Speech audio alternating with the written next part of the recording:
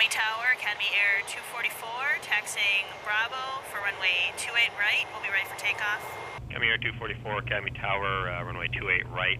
Turn right heading 310, clear for takeoff. Clear for takeoff, 28 right, heading 310, Academy Air 244. Academy Tower, Cessna 666 Golf Bravo, runway 28 left on Delta, looking for parking. Cessna 666 Golf Bravo, Academy Tower, hold short of runway 28 right. Run. Academy Tower, Gulfstream 146 Mike Papa, inbound, visual runway 28 left. Gulfstream 146 Mike Papa, Academy Tower, runway 28 left, cleared to land. Traffic will be a CRJ departing runway 28 right. Cleared to land, runway 28 left, Gulfstream 6 Mike Papa. Before takeoff, check complete. Set thrust.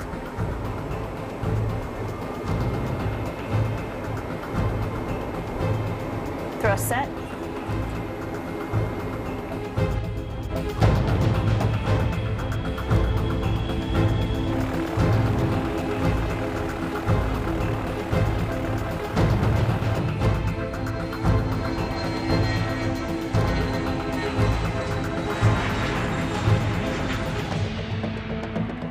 This situation should never have gotten to this point. So why did it? What factors were involved, and how could it have been avoided in the first place? My name is Dan Lindsay. In this special episode, we're going to look at the issue of runway incursions, a top safety concern for both the Federal Aviation Administration and the National Transportation Safety Board. There's a lot of information out there for beginning pilots to use to help them avoid runway incursions. But what about those training to be air traffic controllers? In this episode, we'll look at factors controllers should be aware of when dealing with pilots, ground vehicles, and other controllers.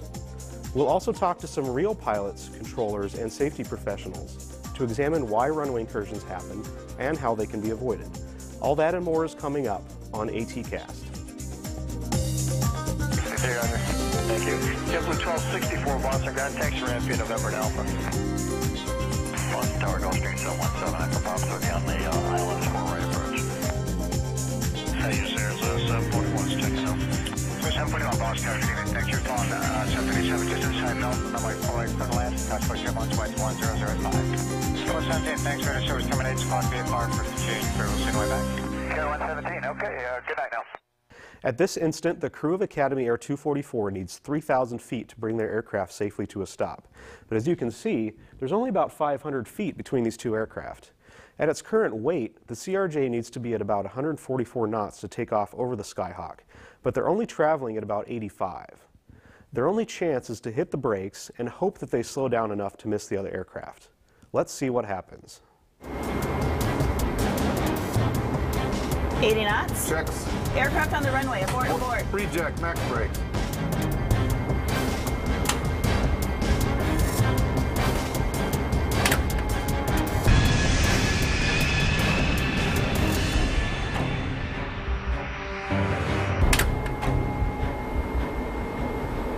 In this case, the pilots of the CRJ were able to slow down enough to just barely miss the other aircraft. No one was injured here, but had this been something larger than a regional jet, the outcome might have been very different. How could this have happened? There wasn't a lot of traffic, the weather was perfect, and there were no unusual requests from any of the aircraft involved. All it took was a momentary distraction for the controller to forget a routine but vitally important procedure that he may do countless times every day. Did the scenario have to turn out the way it did? Later on, we'll find out when we talk to some industry professionals and identify some key points where action could have been taken to prevent the situation from developing into a life-threatening emergency. We're going to start out by defining what a runway incursion is and look at some recent statistics. Then we'll look at some of the factors that contribute to runway incursions and some things controllers can do to prevent them from happening. We will also look at some new technology that's being deployed to enhance runway safety. A lot of the information from this episode is from the FAA's 2008 Runway Safety Report, which analyzes data from fiscal years 2004 through 2007. It's available for free download at www.faa.gov/runway safety. To start off, let's take a look at the definition of a runway incursion. Any occurrence at an aerodrome involving the incorrect presence of an aircraft, vehicle, or person on the protected area of a surface designated for the landing and takeoff of aircraft. This means that any time an aircraft, vehicle, or person enters a runway surface without authorization, it counts as a runway incursion, even if there is no potential for collision. The FAA divides runway incursions into 4 categories based on severity. Category D, in which there is little or no chance of collision, but the incident meets the definition of a runway incursion. Category C, in which separation decreases, but there is ample time and distance to avoid a potential collision. Category B, in which separation decreases and there is significant potential for collision. And Category A, in which separation decreases and participants take extreme action to narrowly avoid a collision, or the event results in a collision. According to the report, the majority of runway incursions, 92%, were categories C and D, with categories A and B making up the remaining 8%. Runway incursions are also divided into 3 error types: pilot deviations, operational errors and deviations, and vehicle or pedestrian deviations. According to the FAA, a pilot deviation is an action of a pilot that violates any federal aviation regulation, such as a pilot crossing a runway without authorization. An operational error is an action by an air traffic controller that results in less than required minimum separation between 2 or more aircraft, or between an aircraft and obstacles such as vehicles or personnel. An aircraft landing or departing on a runway close to aircraft is also considered an operational error. Operational deviations refer to actions that do not result in loss of separation, but which may result in aircraft, vehicles, or pedestrians encroaching on a landing area that is designated to another control position without coordination and approval. Vehicle and pedestrian deviations result from a driver or person entering a runway surface without authorization, similar to a pilot deviation. From fiscal years 2004 through 2007, there were 1,353 runway incursions.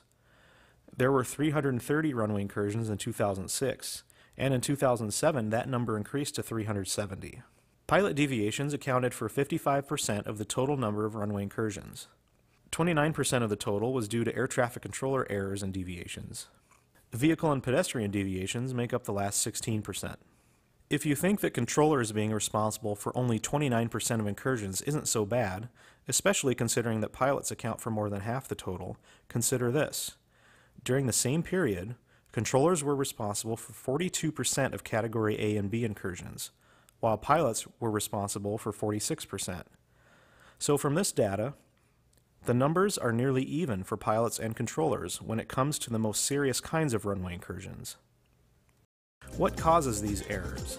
Coming up next, we'll talk to experts from a variety of disciplines, from air traffic control to human factors to flight training, and determine the leading causes of runway incursions. When may a pilot or controller consider an aircraft to be clear of a runway surface? A, when the controller determines that the aircraft will be able to exit the runway before any conflict occurs. B, when all parts of the aircraft are beyond the runway edge. C, when at least half of the aircraft is beyond the runway holding position markings. D, when all parts of the aircraft are beyond the runway edge and nothing will impede the aircraft's movement beyond the runway holding position markings.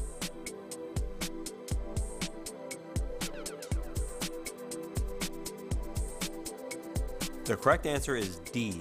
All parts of the aircraft must be beyond the runway edge, and there must be nothing to prevent the aircraft from moving past the runway holding markings. Based on what you saw in the last segment, how would you classify the runway incursion that was shown at the beginning of this episode? Category A, Category B, Category C, or Category D?